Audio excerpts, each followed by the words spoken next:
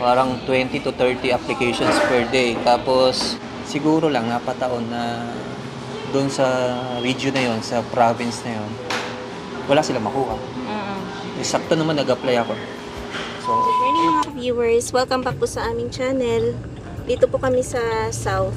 Dadaanan lang po namin si Bill. 300 meters, Siya yung turn left onto Universal kababayan Crescent. natin na kararating lang dito sa Canada.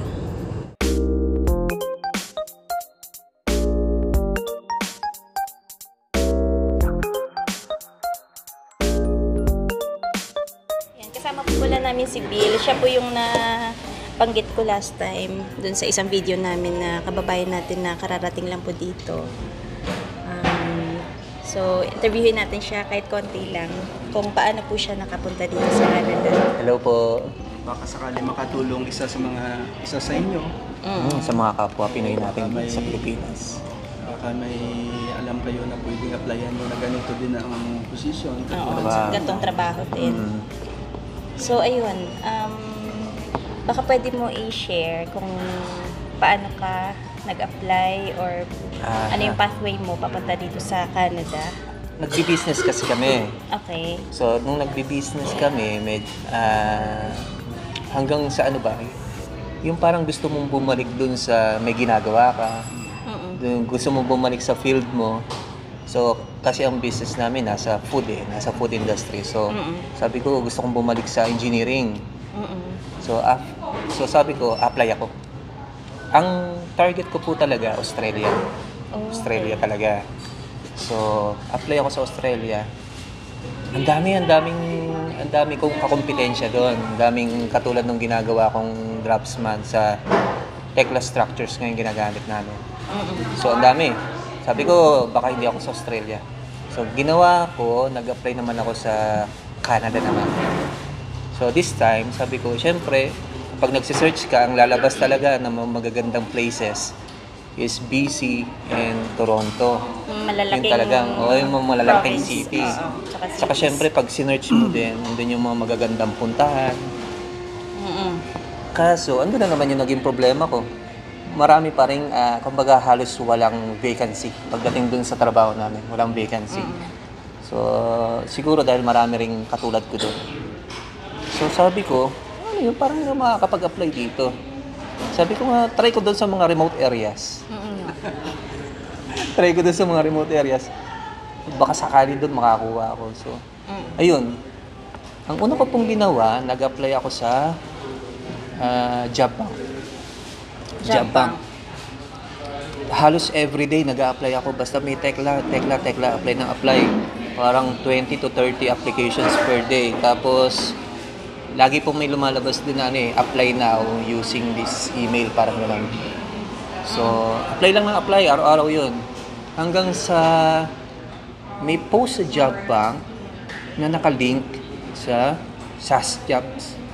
Parang Saskatchewan Jobs. Okay. Parang yun yung parang job site ng government for sa Saskatchewan. So, ngayon, ang naging problema ko naman noon, outdated na yung application. Outdated na siya. Kasi ang lagi ko lang ina-applyan, yung job bank.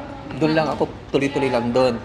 Parang nung time na yun, doon ako na-link na yung employer, nanggaling talaga yung post niya sa SAS Jobs. Nakakabulol yun SAS Jobs. Doon nanggaling. So, ang ginawa ko po, try lang. Kahit outdated na, in-applyan ko pa rin. In-applyan ko pa rin siya. So, ayun. Siguro after a week, nag-email na sa akin yung employer. Ang swerte talaga. Parang napapataon talaga ka ako. Sabi ko gano'n. So, ayun. Ang una naming usapan talaga, parang base sa interview, sabi ko, gusto ko ring makapag-abroad. Gusto kong, kasi base sa mga na-research ko, maganda yung education system sa Canada. So, talagang halos lahat ng reason ko noon is para dun sa mga anak ko. Sa mga bata talaga. Para sa mga bata talaga. So, yun. Parang, usapan pa lang talaga namin noon ay dadalhin niya ako dito. Right at that moment, sabi niya, sige, magti 3 months probation ka.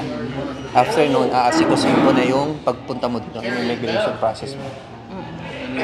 Ganun, ganun po talaga nangyari. So yun, kaso, yun, to make the story short, parang nagkaroon ng problema sa immigration lawyer. Inabot ng 2 years. Oh. Kasi parang yung lawyer, parang gusto niya separate yung process ng work permit, separate yung process ng PR. Okay. So, nung time po na yon hindi ko alam na yung work permit, pag dumaan ka sa... Ay, teka, dumaan pa pala ako sa SINP. SINP, oh. Yun yung pinagdaanan ko. Kumuha sila ng job approval letter para patunayan na wala silang makita Wala dito. silang makuha. Wala silang makuhang tao na para dyan sa Para sa posisyon. ganong position. Ayun. Parang palagay ko nga wala silang makita talaga. Kaya Sa tagal na eh. nabigyan ako ng chance na patunayan yung... Kasi hindi rin naman karakaraka kung ano eh. Yung tanggap ka na kagad. Sige, Daming kasi proseso. yung immigration mo, hindi po. Talagang 3 months na provisionary. Ang kinagandahan doon sa trabaho ko, pwede mo siyang gawin online po eh. Kasi draftsman naman ako. Gagawin ko yung design, gagawin ko yung plano. Isisend ko sa kanila. So nakikita nila kung paano ako gumawa. So yun, hindi siya basta-basta na dadaling ka na kagad sa Canada. So napatunayan ko naman sa kanila yun. So yun, doon na po nag-start yung process ng immigration mula sa Pilipinas papunta sa Canada. So ang usapan pa nga po namin nung kasama na kagad yung family ko eh. Parang ako lang yung umayaw. At nasa contract po yun. Pero Na, ano yun? Automatic sana yun. automatic. Oo nga.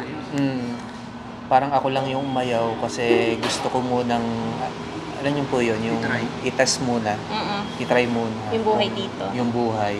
Kesa yung bigla kaming, andito na kami lahat, tapos saka kami problema. So sabi ko, ako lang muna. Okay na din yung ganong desisyon, di ba?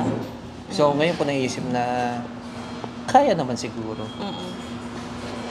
So yun, sa mga sa mga katulad kong draftsman, siguro parang ang gawin yung diskarte, parang yung parang yung traditional way na mag-walk-in ka.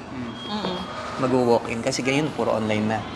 So parang ang nangyari po sa akin, nag-walk-in ako dun sa mga kumpanyang tingin ko walang masyadong katulad ko. Baga parang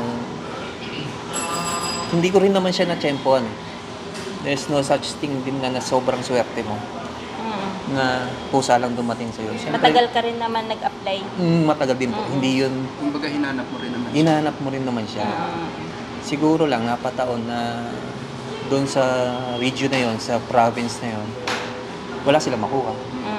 Sakto naman nag-apply ako.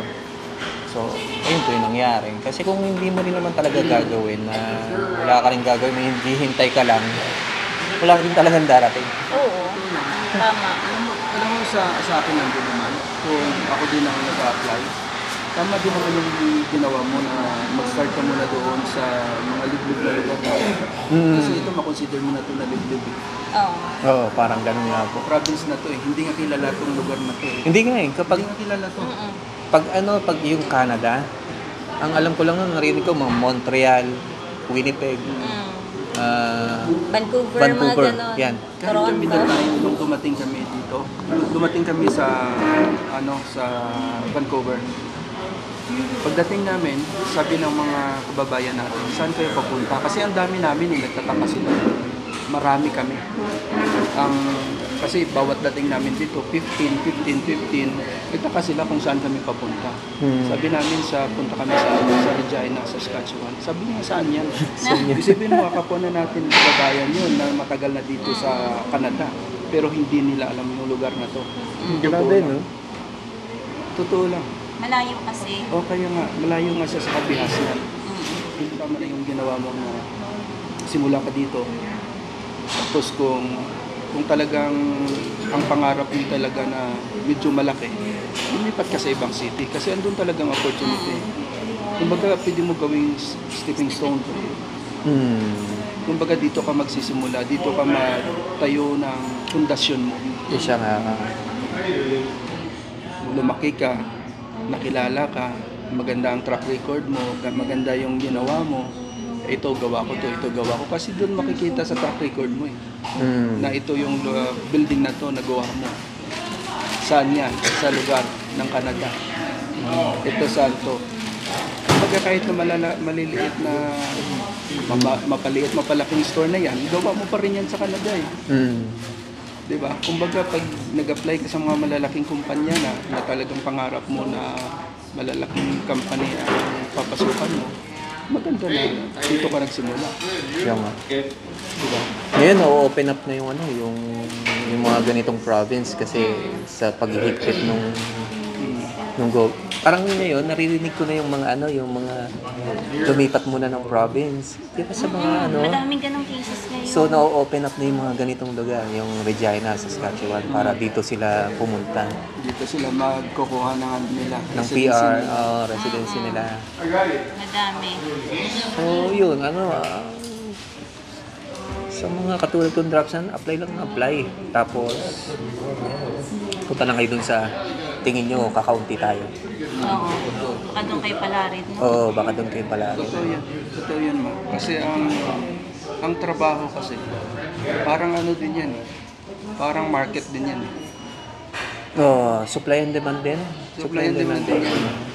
Kaya kung saan doon ang medyo konti yung supply, doon ka pumunta.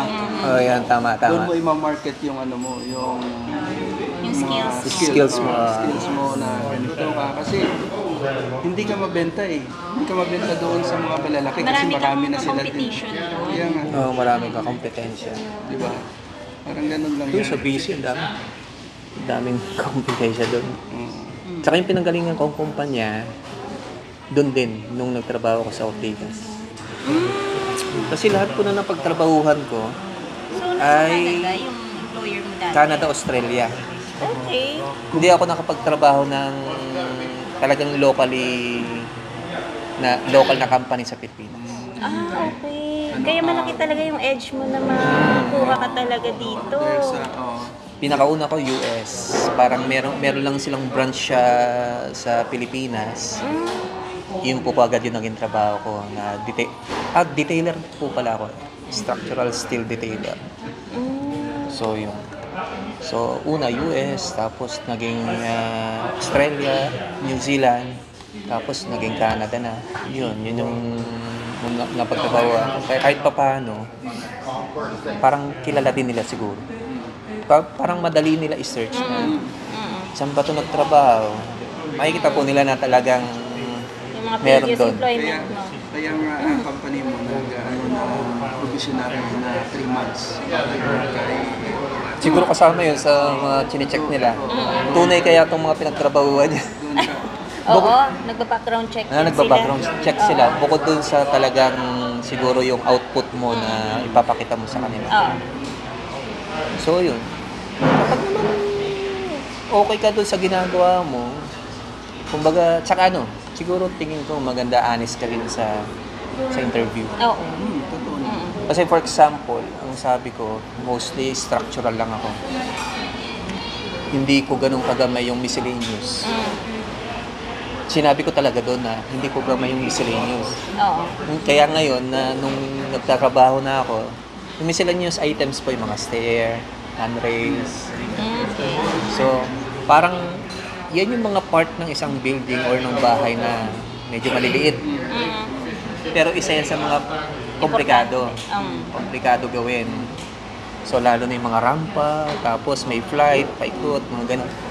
So, naging honest lang ako. Kaya nung nagkaroon ako ng mga hindi naman error talaga. Kumbaga, kulang. Parang ganun sa miscellaneous. Intindi nila. Talagang sinabi ko sa kanila na hindi ako maigid kung pagagawin niyo ako, sige, aralin ko. Oo. Kaya nung nagkaroon ako ng ng mga mishaps ba tawag doon, parang ganun. Intindi nila. Oo. Malang din naman yun. Oo. Honest na. Oo. Hindi lang yung para ma-market mo yung sarili mo na alam ko lahat. Oo, tama. Tama po. Para lang Para matanggap ka, sa trabaho. mahirap din. Kasi dito naman, naiintindihan naman nila yan. Kasi dito, pagkatapos ng structural, mayroon namang mga subcon. Normally, doon na pumupunta yung mga, yung mga maliliit na Sa mga subcon. miscellaneous items. Kasi tatayuin yung structural, sira na yung mga the rest ng mga maliliit. Yung mga maliliit. Subcon na yun. Subcon na nga. Tama ka din sa'yo. Foreman talaga sila. Hindi, wala akong alam dyan, pero yung idea ko lang kasi, based lang din naman sa natutunan ko sa sumasama ko ba sa construction. Pero alam mo, maganda rin yung naging decision mo, alam mo. Tama din yun kasi katulad sa atin na first timer dito, hindi natin alam kung ano ang gagawin natin. Opo, tama nga. Diba? Unang-una, i-consider mo yung tirahan nyo. Tirahan. Automatic yun. Maghanap ka ng tirahan na kasama yung family mo. Malaking deduction na kaagad yun sa salary mo. Tama. Kailangan mo Correct. mag-provide ng sasakyan. Sasakyan. Kailangan, marami kang i-consider. Kasi Provide ka ng sasakyan. pag nag-school na, kailangan mo sasakyan. Kailangan, oo. Nag-school, hatid Kailangan sundo. mo Kailanganin yung extra time mo. Dahil ikaw, correct. since na ikaw yung nandito, kailangan mo hatid sundo. Diba? Ang dami mong dapat i-considera. At hindi ka pa, kumbaga hindi ka bigla makakapaghatid sundo. Kailangan di rin maapektuhan yung trabaho mo. Paano kung sumala doon yung schedule? Sumala yung schedule nung school sa schedule mo sa work. Paano ba? Anong titimbangin mo? Maraming mako-compromise. Mas maganda na yun na kapag siguro pag parating na yung family mo dito, naka-ready na lahat. Yun, opo, tama. May That's the sasakyan ka plan. na, may marerentahan ka na, upahan man o sarili mong bahayan. Opo, tama. Diba? Naka-search mo na. Mahilig ka naman mag-search. Dito mag-aaral yung anak ko. Kumbaga nakafocus na ba kung saan ka kukuha. Tama. hindi ka na maghahagilap. Opo, Na, tama. dito na yung anak ko mag-i-school. Kumbaga nakaplan. Planado na. Maganda naman ang ginawa mo. Yun. Kasi unang-una, bukod sa makakatipid ka, hindi ka mangangapa kung saan mo ilagay yung family. Ayun po, kasama sa consideration yun, yung kumbaga hindi muna kami gumastos talaga ng malaki. Malaki. Oo. Tama. Alam mo yun, may kasabihan na ganun. Ipon ka pa. Opo, yan, makapag-ipon. Bago sila dumating. At saka ang kagandahan lang sa'yo kasi hindi ka gumastos ng malaking Halaga pera para makarating dito. para makarating yun. Ayun, isa po siguro na na maswerte ako kasi lahat yun. Ayun, balik po ako doon sa SINP. After SINP, inisikaso na ng boss ko yung, habang inaasikaso niya yung work permit, nagkaroon kami ng usapan na mag-visit naman ako. So, mas matagal yung work permit. So, parang ang kinuha ko naman ngayon ay tourist visa. Kumuha ako ng tourist visa para maka-visit ako last year. So, para daw makita ko yung office. Yun yung maganda dun sa employer ko na sabi niya, sige, bumisita ka muna dito habang inaasikaso natin yung work permit.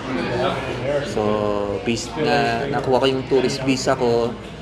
Tapos, doon marami rin kinailangan doon. Lahat kailangan mo i-provide, pati yung mga pinagkakakitaan mo, kailangan ilagay mo para Declare mo lahat. mapatunayan nila na babalik at babalik ka sa Pilipinas. Ganun sila dito, ganun sila. So, nababalik at babalik ka. Na may mga naiwang ka doon na property na kailangan mo asikasuhin. Even yung sasakyan, yung mga monthly mortgages ko doon. So, para malaman nila na babalik ako. So, yun. So, nakuha ko yung tourist visa ko. Nag-visit ako last year for 1 week. Sagutin lahat ng employer ko yun. So, after nun, yung work permit naman. So, yung work permit ay meron kasing lawyer ako na kinuha yung employer ko eh. So, Sinasikaso talaga ng papel. wala po talaga akong kaalam-alam kung ano yung pinaproseso doon. Basta hihingi sila ng kailangan, ibibigay ko. Oo. May pipirmahan ako, isesend ko ulit Babalik pabalik. mo. Parang ganun lang po nang nangyari. Kumbaga kumbaga hindi mo na problema yung mga pag-process. Yun. Madali sa'yo. Lahat na padali sa'yo. Lahat po talaga madali. Documents lang para ma-process yung ano mo, papel mo. Mga application yan. Napakaganda. Galing. Napakaganda ng company. Maganda. Saka mahirap nung sa work permit, ang hirap din, wari ko sa part nila. Oo. Oo. Kasi ngayon, yung POEA po kasi, kinuha ng DMW. So, para lang hindi malito ang tao, ginagawang DMW POEA, something like that. Ang dami ng, hindi ko alam kung gano'n na talaga yung proseso dati, pero ang dami na nilang hinihingi ngayon sa employer para maging safe yung OFW Oo, na lumabas ng bansa. na lumabas ng bansa. Yun. Pati yung mga insurance na kunyari, naman sana may nangyaring masama sa OFW. Sagutin nila lahat 'yun. Pagpapauwi dun sa disgrasya. Tapos meron din silang addendum to contract. Kunyari po, may ibibigay sa yung contract yung employer. Yung POEA po sila, maglalabas sila ng contract na pipirmahan nung employer na yun ang magiging minimum. May contract na binigay yung employer. Lahat ng hindi papasa sa minimum ng POEA, hindi pwede. Pero kung mas mataas yun dun sa POEA, okay siya. Pero lahat lang nung below minimum, ang masusunod, yung itinakda ng POEA. Okay. Para Lahat ng may tumaas doon, edi maganda po. Pabor. Ganun naman talaga. Ganun naman po talaga. Ganun naman talaga. For example, sabihin na lang natin ang minimum dito ay $14. Opo, 14. Once na kumuha ka sa abroad, sa ibang bansa, kailangan mas mataas siya doon. Yun. Mas mataas siya doon. Kasi that time, ang minimum dito, siguro mga nasa $9. Parang mga ganun pa lang. Pero kami ahead na kami din. Nung kinuha kami sa Pinas. Taas na siya. Eh, skilled din naman po sa inyo ata yung Low skill kami. low skill sila nung time na yun. Low skill kami. okay. Kaya ang ginawa din sa amin, dahil low skill kami, since na ang trabaho ay medyo hindi siya ganun ka market, walang may nag-apply. Okay. Dahil Ang, mabigat. ang tao kasi sa tinatrabahoan ko, come and go. Kaya ang kailangan nila stable. Opo. Stable na mga employees. Kasi kung ang tao ay come and go, maapektuhan yung mga Production. ang mga deliveries, Operation. operation. So, yun nga po, naging plan ay ako lang muna para matest ko yung Buhay dito. buhay. Most, pinaka-importante yung expenses. Pinaka-importante yun yung expenses. Totoo yun. Tapos kung paano ko, tsaka para matansya ko din yung school year. Kunyari, dadaling ko na yung mga bata. Mas maganda na gusto ko, papasok sila, hindi sila nasa kalagitnaan. Kumbaga nasa simula sila ng school year. Hindi sila yung Para hindi sila mga pa. mga pa. Para at least okay yung transition nila mula doon sa Pilipinas papunta rito. So yun, parang Pero alam mo, maganda rin kung sakali na kunin mo sila ahead of time na bago abang magsimula na po. magpasukan. Opo, tama. Mayroon silang 2 months or 3 months na i-adjust yung sarili nila na makipag Like na siguro summer, no? Summer, tama. Summer, no? Makarating sila ng summer. makarating sila ng summer para yung ma-enjoy din naman nila ay ito pala yung Canada, hindi sila ma-shock No, biglang pasok na kagad. na papasok agad. Tama yun. Kailangan i-divert mo muna yung isip nila na gala dito, gala doon. Kumbaga Mag-enjoy bigyan kahit saglit lang. Siya. na ito yung Canada, ganito yung buhay dito, ganito yung panahon dito. Kasi ang dami mo dapat i-introduce pa sa kanila eh. Oo. Oo. Yung mga bata naman, parang sa pagkausap ko, excited sila sa snow eh. Tsaka maliliit pa yung mga anak mo eh. Opo. Maliliit Excited- kasi, 8 excited. ba? 8 and 6. Oo, madaling ulit nila Mabilis lang yan. hindi lang para sa kanila, siyempre para din sa inyo na parents. Para din sa inyo na parents na kapag winter o ano bang gagawin natin? Ano ba yung Yun, isa pa po paano yun. natin i-adjust yung time natin? Ako may trabaho akong ganito. Ikaw ano ang plan mo? Kung magtatrabaho ka ng ganito, kailangan natin mag-adjust ng oras na ganito. Oras Yun, isa pa po yun. para sa mga bata. Kasi, like for example, yung experience ng winter, kung anong mga ginagawa, anong kailangan, ano yung mga dapat iwasan noon, ng mga panahon na yun. Tapos, yung sasakyan, wala rin akong plano pang bumili. Yun. Yan, katulad yung sabi ni Sir Dadong, take advantage ko muna yung at least may masasabayan ako, di ba? At least tipid ako. Carpooling muna. Pero ang plan kasi namin ay basta makuha namin yung PR, ay mabalik po ako doon sa PR. Yung PR pala, talagang totally no idea ako about PR. Ang alam ko lang work permit, tatrabaho ko dito for 3 years. After nun, babalik ng Pinas. Nung kinuha ko yung password, yung SINP po kasi merong parang online account. Meron yan. So sabi ko doon sa lawyer, pwede ko bang kunin yung username at yung password. So pag open ko, sabi ko tingnan ko lang lahat ng files, kung tumutugma, kung tama lahat. Mga details. Doon ko na nakita yung nomination letter ko. Doon ko nakita at doon ko rin nabasa na pwede ko nang idiretso kagad yun as PR. PR application. Doon nagkagulo-gulo yung plano namin. Kasi ang alam ko lang work permit para po ba magtatrabaho ka sa Middle East. Parang ganun lang. 3 taon, after 3 years tapos ka na, babalik ka na. Doon kami nagbago yung plano. Kasi sabi namin, may chances pala tayo mag-PR. Tapos yung misis ko, parang gusto niya rin mag-ibang bansa para matry makapagtrabaho. Sabi ko, hindi kaya ito yun? Ito talaga yung parang iniaadya ni... Nakalaan talaga para sa inyo. O kasi po, bago ako pumunta rito, nakakuha pa ako ng hulugan na bahay. Yung maliit lang naman po, maliit lang na hulugan na bahay na parang townhouse. So, nakakuha pa. Kasi nga, wala sa plan namin na dito tumira. Wala sa plan namin yun. Nung nalamin namin na pwedeng ituloy ng PR, yan, medyo nagkaroon kami ng plan A, plan B, plan C. Medyo maraming pag nag-fail kami dito, at least may plan B kami. Pag nag-fail pa rin kami doon, may plan C kami. So, ang plan A ngayon ay ako lang muna. Hintay lang sila doon. Tapos, mababago yung plans na yon pag lumabas yung PR. Pag lumabas yung PR, mababago. Like, for example, hanggat hindi ako PR, no way na kukuha kami ng sasakyan. Okay, so antayin niyo muna yung Aantayin talaga yung PR para...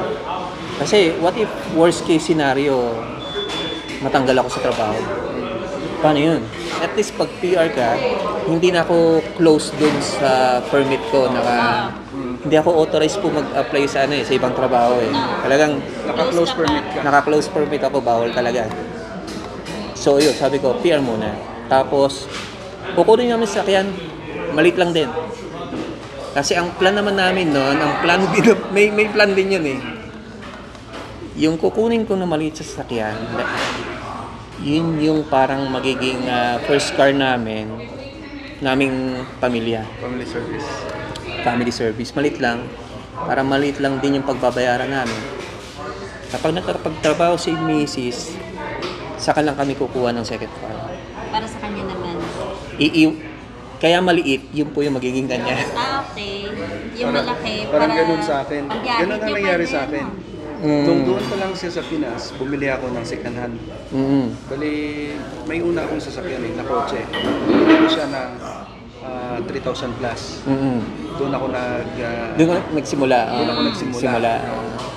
Nung dumating na yung sila, sabi ko kailangan ko ng medyo maganda kasi since na wala siyang idea sa sasakyan. Yeah, pag yan, nasira, tama po na yun, tama. kailangan bago. Oo, tama.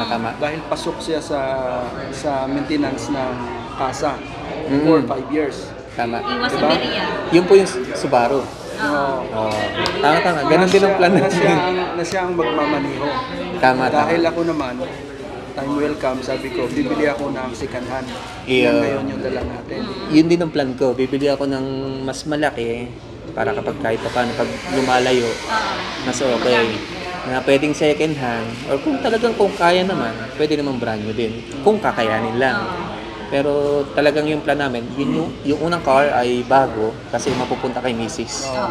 Para at least safe siya, wala siya masyadong isipin. Walang sakit sa ulo. Baka Kasi- maberya ba sa daan? Mas Lalo mahirap pag ang vintage. babae kapag yung Hindi, at saka yung i-worry mo kasi dyan yung pasahero mo, mga anak mo. ayun po. Kasi most likely kapag nandito na sila, malamang siya ang maghahatid ng bata. Siya maghahatid sundo ng mga bata. So, ayun, ganun po. Ganun ang game plan. Mas flexible lang time niya kumpara sa iyo. Opo. Kasi wala, hindi naman namin pwedeng compromise yung trabaho kasi yun talaga yung nagdala sa akin dito nung Correct. hindi pwede ma-compromise yun. So, alam naman niya yun na kailangan mag-a-adjust talaga siya. Kasi ano naman po katulad ko, naniniwala din naman ako sa destiny. Tama. Hindi, yung iba po talaga. Kasi iba rin yun Kumbaga, ang naniniwala ako sa destiny by choice. Kasi kada suungin mo po, lahat yan talaga may destiny kang pupuntahan. Pag pinili mo A or B, kunyari, sa exam, dalawa lang ang destiny mo dyan, pumasa ka o hindi. So, yung gagawin mo, mag-aral o hindi. Yun lang po yun. So, destiny pa rin yun Pipiliin mo na lang kung anong papupuntahan mo. So, for example sa amin, maraming sanga-sanga yun. So, hindi na muna namin iniisip yung mga sanga na yun. Dito lang muna Dito lang kami. muna. Sa trunk muna kami. Doon sa puno muna. Tama. Doon sa puno muna. Medyo malayo pa yung Malayo pa yun future Kapag hindi mo lang maiwasan na mag-isip na pag ganito nangyari, ganun mangyari. Pag pinili mo to, ito mangyayari. Sa totoo lang, hindi mo rin masasabi ko na anong future mo dito. No, hindi. Iba-iba nga pong case nung tao. Kasi nung una ako dito, ang focus ko talaga hindi pa yung mga SINP na yan at saka PR na yan, wala yan sa mind ko. Ang focus ko lang talaga dito, makapagtrabaho ng 2 years, at saka ipagkaloob ang another 2 years na renewal. Kasi yun ang length of stay mo dito. Hanggang 4 years. 4 years. 2 years. Maximum na po yung 4 years. Maximum. Dalawang contract lang. Dalawang contract lang niya. Kaya wala sa isip ko rin na PR dito or record na. Nung kami nga, wala nga sa isip namin yun. Huli na lang yan. Wala sa isip pero tignan mo naman, General. Huli na. Diba? Approval na lang aantayin mo. Opo. Actually, malaking tulong talaga pag nagdadasal. Oo. Yun po yung number 1 siguro talaga sa amin na hindi nawawala na Yung tiwala. lagi kami nagtitiwala talaga. So,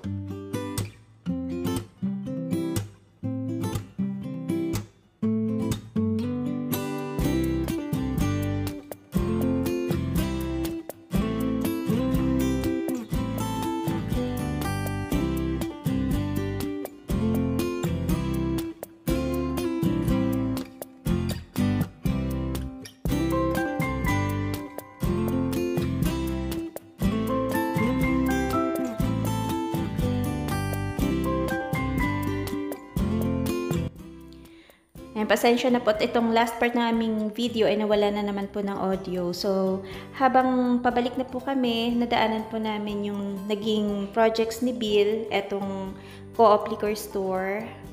Tsaka, ayan, yung Shell dito sa Harbor Landing. Yan po yung naging projects po niya nung nasa Pinas pa siya na nag-work from home siya. So, sa iyo, Bill, maraming salamat ulit sa pagbigay ng time para ma-share mo yung journey mo dito sa Canada. Hanggang dito na lang din po yung aming video for today. Maraming salamat sa panonood at ingat-ingat. Bye-bye!